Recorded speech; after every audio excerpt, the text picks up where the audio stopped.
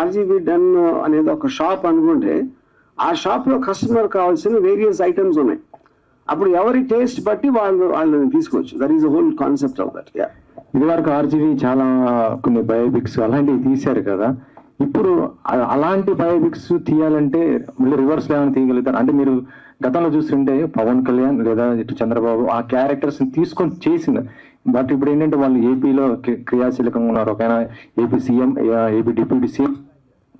So ఇప్పుడు అలాంటి characters మీరు చెయ్యాలంటే ఎలా చేస్తారు? ఈ రెండు క్యారెక్టర్స్ ని అలాంటి క్యారెక్టర్ చేస్తాం కదా, మళ్ళీ ఇంకా ఎలా చేస్తామంటే అప్పుడు చేశారు. ఇప్పుడు ఒకవేళ చెయ్యాలి అంటే వాళ్ళని దృష్టిలో పెట్టుకొని చెయ్యాలి అనుకుంటే వాళ్ళని దృష్టిలో పెట్టుకొని ఇప్పుడు బేసిక్ గా అడుగుతారు అనుకున్నా, ఆ రూట్ వచ్చారు మీరు. ఇక బేసిక్ గా ఇప్పుడు first of all Lakshmi's NTR తీసినప్పుడు కూడా రూలింగ్ పార్టీ గవర్నమెంట్ లో ఉన్నప్పుడు తీశారు. సో దానికి ఏం ఫరక్ పడదు. But having said that definitely నేను ఇంతకు ముందు అనౌన్స్ చేశాను, ఇంకా పొలిటికల్ సినిమాలు జోలికి వెళ్ళాం.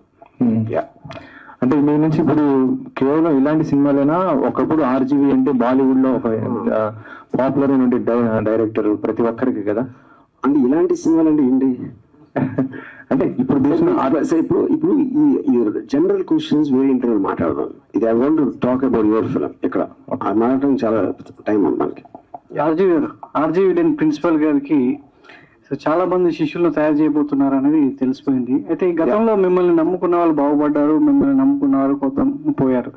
సినిమాకి సంబంధించి మీరు ఏదైతే అంటే నేర్పిస్తున్నారో, ఇంతమంది యువకులను దర్శకులుగా మార్చే ప్రయత్నం చేస్తున్నారు.